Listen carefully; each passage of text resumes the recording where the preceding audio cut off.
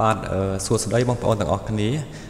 ថ្ងៃនេះខ្ញុំចង់បង្ហាញពីវគ្គសិក្សាមួយដែលខ្ញុំបង្រៀនបងប្អូនឲ្យចេះរកលុយតាមរយៈ YouTube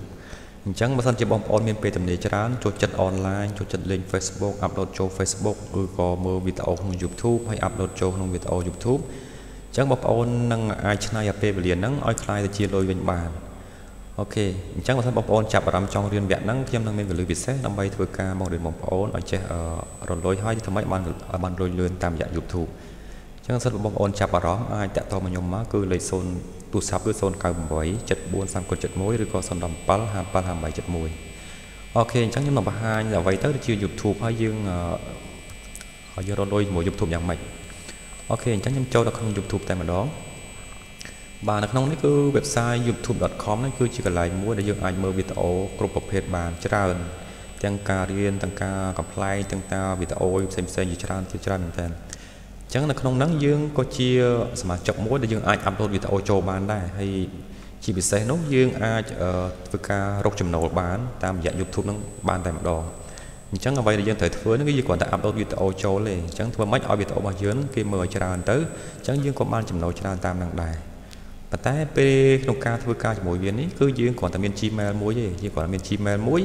យើង log in ចូលមកចាំបាច់ថាយើងមានសិទ្ធិ upload វីដេអូចូលតែម្ដងអញ្ចឹងគ្រប់វីដេអូទាំងអស់វានឹងអាចរត់លុយឲ្យយើងបានអញ្ចឹងកលឹះទាំងអស់ហ្នឹងគឺខ្ញុំមានបរិញ្ញាយើងឃើញវីដេអូរបស់ខ្ញុំគឺមាន8វីដេអូហើយគ្រប់វីដេអូទាំងអស់វាចេញសញ្ញាដុល្លារអញ្ចឹងណាអញ្ចឹងពេលដែលបងប្អូន log in ចូលមកវាអត់ទាន់មានចេញសញ្ញាដុល្លារអញ្ចឹងទេអញ្ចឹងដើម្បីបានចេញជាសញ្ញាដុល្លារអញ្ចឹងតើបងប្អូនមានគន្លឹះក្នុងការ apply ជាមួយវាសូមវាធ្វើជាសមាជិកតើវា approve ហើយទើបយើងមានសិទ្ធិ upload ចូលវីដេអូហើយចេញសញ្ញាដុល្លារហើយចេញជាពាណិជ្ជកម្មនៅលើវីដេអូរបស់យើងហើយពេលគេមើលឬក៏ចុចទៅយើងនឹងទទួលបានចំណូលតែម្ដងអញ្ចឹងចង់ដឹងថាវីដេអូ8របស់ខ្ញុំនេះបានចំណូលប្រហែលអីប្រហែលអញ្ចឹងខ្ញុំអាចមើលបានយើងចូលក្នុងវីដេអូ manager នេះវាឃើញវីដេអូរបស់យើងចំនួន8វីដេអូហើយបន្ទាប់មកយើងចង់មើលលុយរបស់យើងតើយើងបានប្រហែលអីប្រហែលយើងចូលនៅក្នុង analytics មកនៅក្នុង analytics នេះគឺជាកន្លែងធ្វើការ report តាក់ទងរបាយការណ៍វីដេអូរបស់យើងបានប៉ុន្មានអីប៉ុន្មានអញ្ចឹងណាអញ្ចឹងខ្ញុំមើលវីដេអូនេះនៅក្នុងខែនេះ this month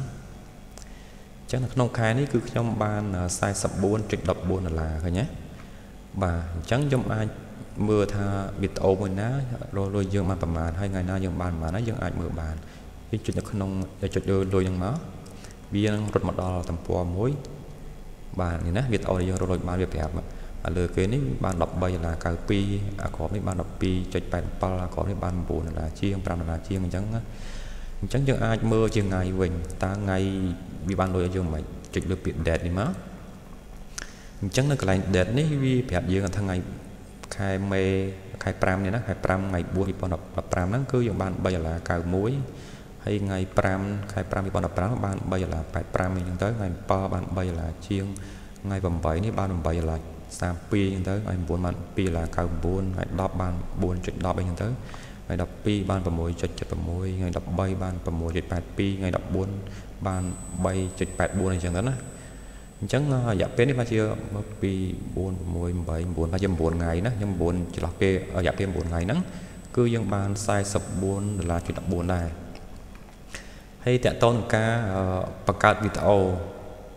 តើយើងធ្វើម៉េចដើម្បីបង្កើតវីដេអូបានឥឡូវច្បាស់និយាយពីការបង្កើតវីដេអូពេលយើងបានលុយហើយយើងដកលុយយ៉ាងម៉េចក្នុងការដកលុយនេះយើងអាចដកលុយតាម Western Union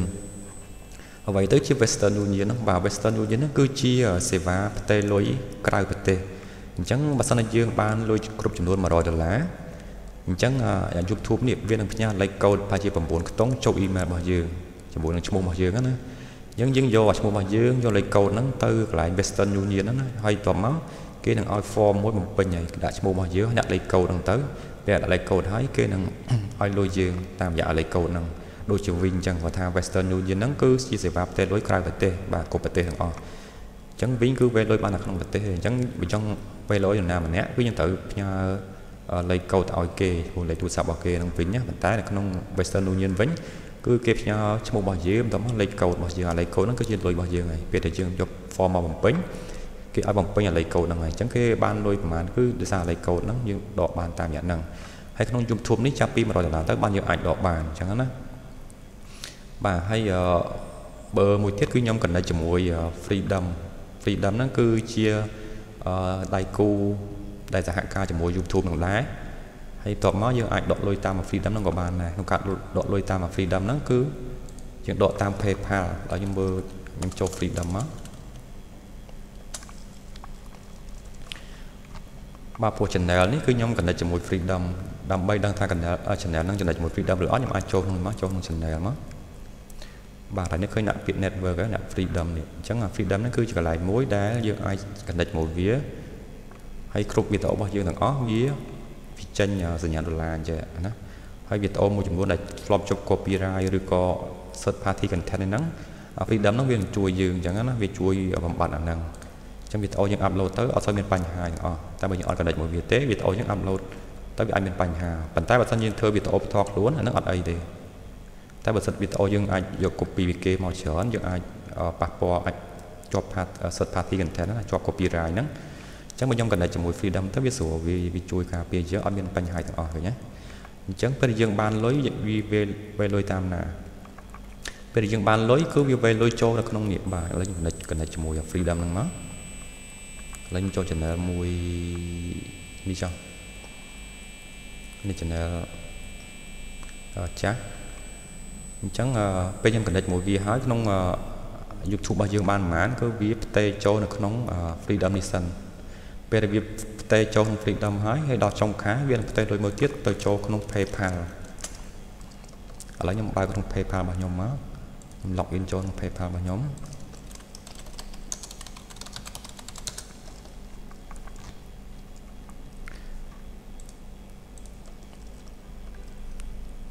បាទនេះគឺជា account PayPal របស់ខ្ញុំ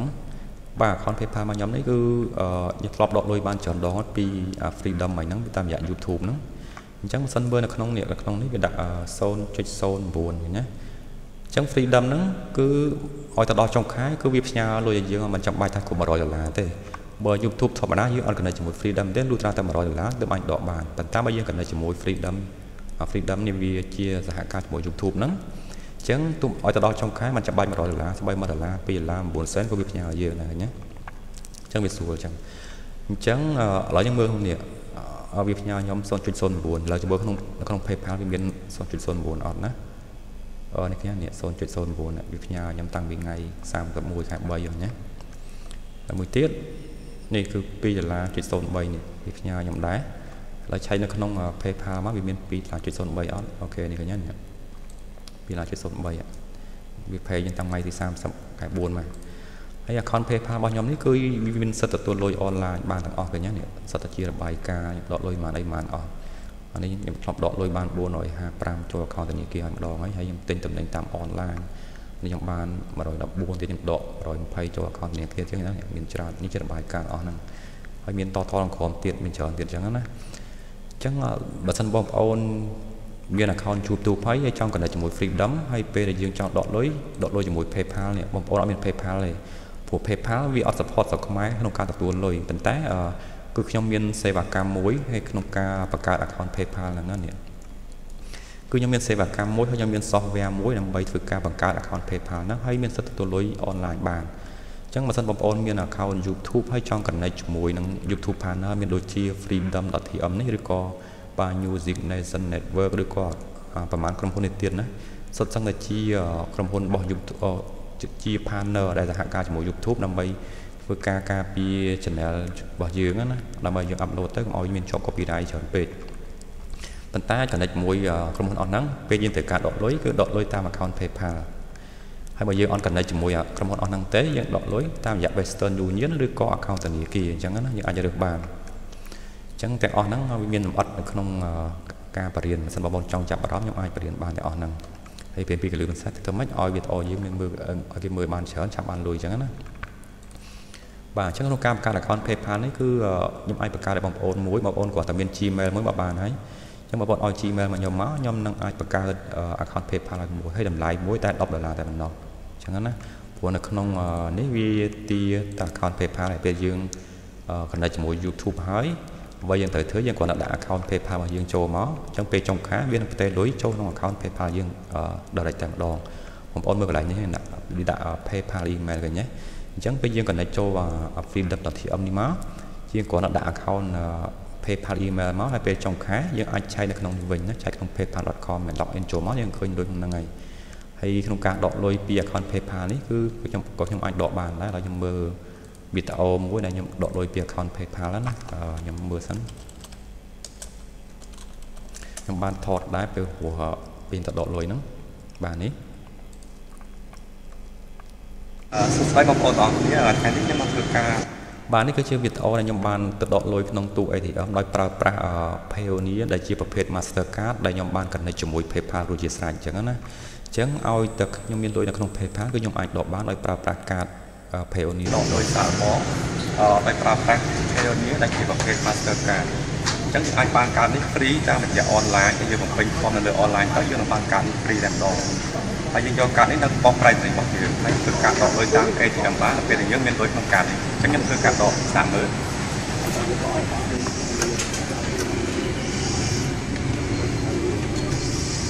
បាទអញ្ចឹងមកបងប្អូនមានលុយក្នុង PayPal បងប្អូនអាចដកបានអាចបាញ់មកឲ្យខ្ញុំអាចដកឲ្យបងប្អូនបានដែរអញ្ចឹង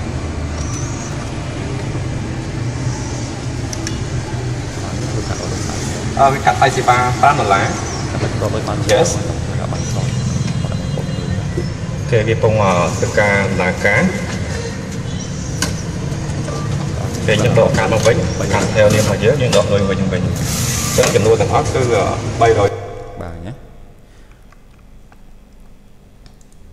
បាទអូខេអញ្ចឹងបើសិនបងប្អូនមានចំណាប់អារម្មណ៍ចង់រៀនវគ្គការបង្កើតការរកចំណូលតាមរយៈ YouTube ហ្នឹងបងប្អូនអាចតាក់ទងខ្ញុំមកហើយមួយទៀតបើសិនចង់បង្កើត account PayPal ដែលមានសិទ្ធិទទួលលុយពីក្រុមហ៊ុន online ដូចជាទាំងអស់ហ្នឹងហើយក៏អាចតាក់ទងខ្ញុំបានដែរខ្ញុំបង្កើត account ឲ្យមួយ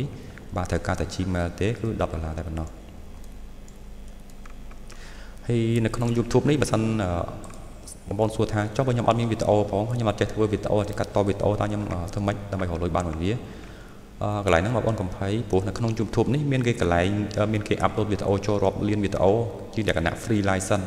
អញ្ចឹងយើងគ្រាន់តែយកវីដេអូរបស់គេមកកែច្នៃតិចតួចមកនឹងក្លាយជាវីដេអូរបស់យើងអញ្ចឹងវីដេអូរបស់យើងហ្នឹងនឹងធ្វើការរកលុយយើងតែម្ដងដែរដូចគ្នាអញ្ចឹងណាឧទាហរណ៍វីដេអូ8នេះគឺខ្ញុំមិនមែនជាម្ចាស់វីដេអូហ្នឹងទេប៉ុន្តែមានគេ upload វីដេអូចូល free ច្រើនអញ្ចឹងខ្ញុំគ្រាន់យកវីដេអូរបស់គេមកកាត់តតិចតួចទៅនឹងក្លាយ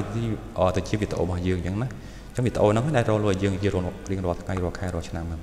អញ្ចឹងខ្ញុំចូលទៅក្នុងកន្លែងណាដើម្បីធ្វើការ edit កែវីដេអូកាត់តវីដេអូរបស់គេគឺខ្ញុំចូលនៅក្នុងនេះបាទចូលក្នុង create មកហើយចូល video editor ហើយបន្ទាប់មកយើងចូលទៅក្នុង icon មួយមានពាក្យថា CC នេះបន្ទាប់មកកន្លែងsearch នេះឲ្យយើង search វីដេអូណាដែលយើងចង់បានអញ្ចឹងឧទាហរណ៍តាក់ទងការគូររូបអញ្ចឹងបាទតាក់ទងការ drawing image ឬក៏ drawing cartoon អញ្ចឹងយើងចុច search មកបាទនេះតាក់ទងការគូររូបតុក្កតាណាបាទអញ្ចឹងវាមានវីដេអូច្រើនមែនតើនៅក្នុងហ្នឹងឥឡូវឧទាហរណ៍ថាខ្ញុំចង់យកវីដេអូណាមួយមកកាត់តអញ្ចឹងខ្ញុំអាចឥឡូវថតវីដេអូនេះចោះវីដេអូនេះមានរយៈពេល3នាទី58ខ្ញុំគ្រាន់តែទាញវាមកតម្លាក់ចូលកន្លែងនេះអញ្ចឹងខ្ញុំបានវីដេអូមួយបានហើយឃើញទេអញ្ចឹងបិទជាញ៉ាខ្វាយនេះមកវាបិទអញ្ចឹងយើងចង់ចូលវីដេអូមួយទៀតដើម្បីតគ្នាទៅមិនខ្ញុំអាច Hi, I'm Beth and I'm going to teach you how to draw a cartoon ខ្ញុំចុចលើវាខ្ញុំទាញមកតម្លាក់តគ្នាទៅណាចាំឲ្យថាខ្ញុំមានវីដេអូ2តគ្នាបាទអញ្ចឹងនៅកន្លែងនេះ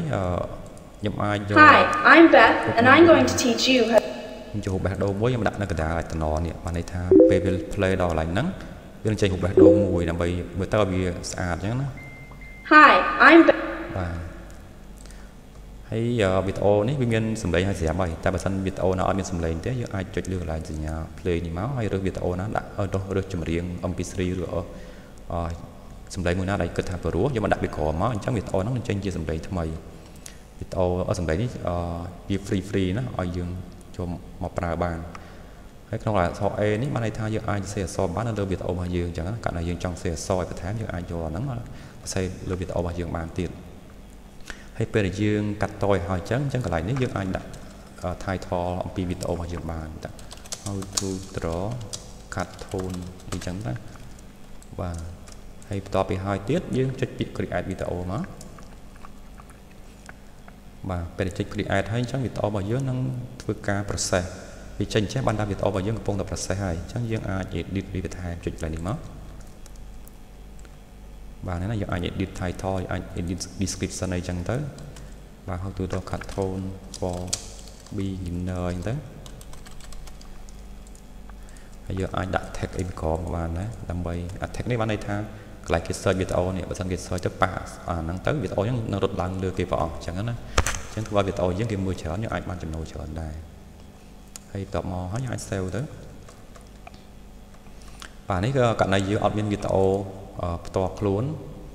ក៏ប៉ុន្តែកន្លែងកាត់តវីដេអូមិញនេះគឺខ្ញុំមិនបាច់ចាំប្រើកុំព្យូទ័រផងខ្ញុំប្រើតែ laptop ខ្ញុំប្រើតែ smartphone ឬក៏ iPad ឬក៏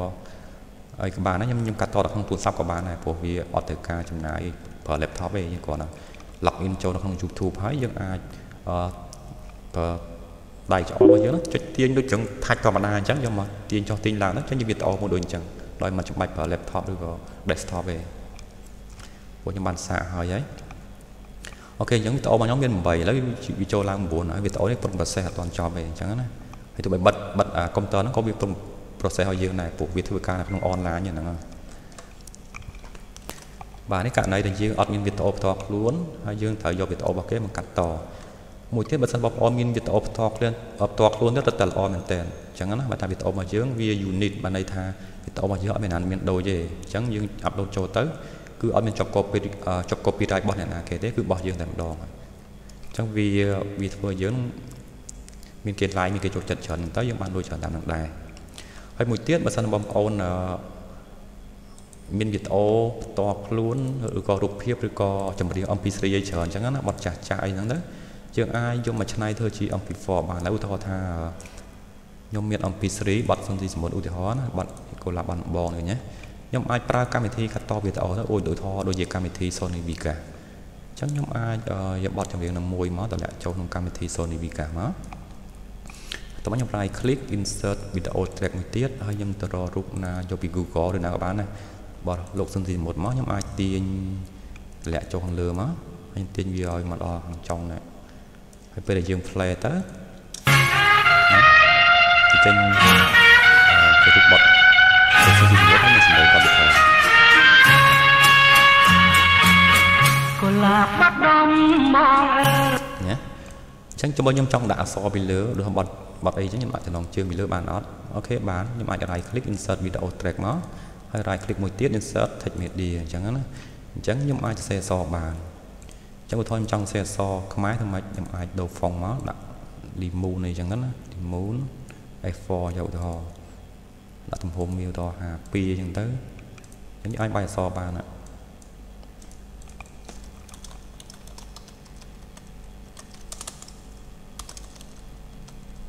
បាទកុលាបបាត់ដំបងអញ្ចឹងណា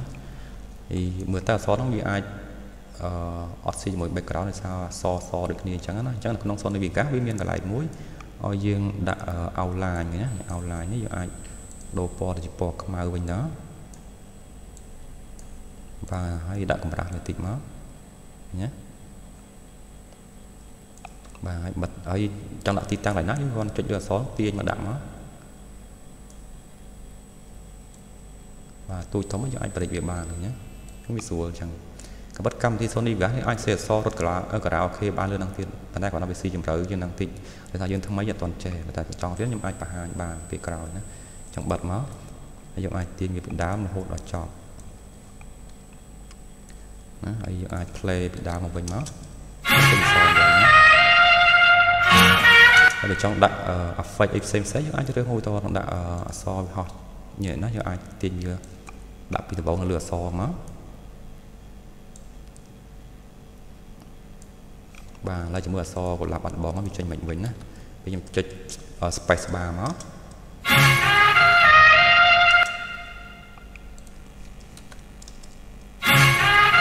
ចេះសល់ហើយអានេះវាសារដាក់ HD នេះពេកដល់ដាក់សារថ្មីចាពេលយើងកាត់តយហើយអស់ទៅយើង render ចេញបានន័យថាយើងបំលែងវាទៅជាវីដេអូយើងចូល render អាសមកតោះមកខ្ញុំរើសຂະຫນាតដែលខ្ញុំត្រូវ render ចេញមាន HD អីចឹងណាយើងអាចសេរីបានចុចលើ HD 720មក បើយើងចង់កែខ្លះយើងចុច custom my template ហើយឡើយនេះយើងអាច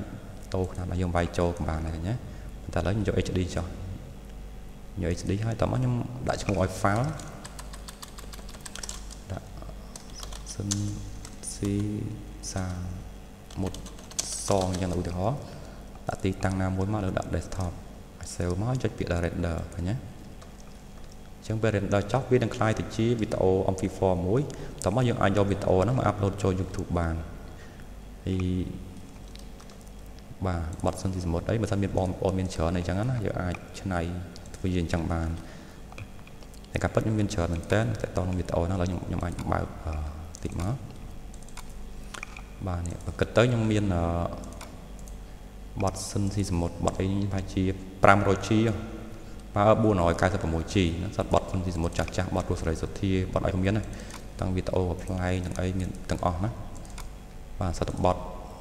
សន្ទនាសមុទ្រឃើញណារាប់រយរាប់ពាន់រាប់សែនរាប់ម៉ឺនបទចឹងអត់បងប្អូនមានពេលកាត់តទៅអត់ខ្វះទេវីដេអូមានច្រើនណាទាំងបទកៅស្រស់ទាំងបទអីមានដែរច្រើនមែនតើបាទនេះករណីដែលយើងចង់ធ្វើជាវីដេអូខ្លួនឯងអត់ចង់យកវីដេអូពី YouTube មកណាចឹងយើងអាចធ្វើអញ្ចឹងបាន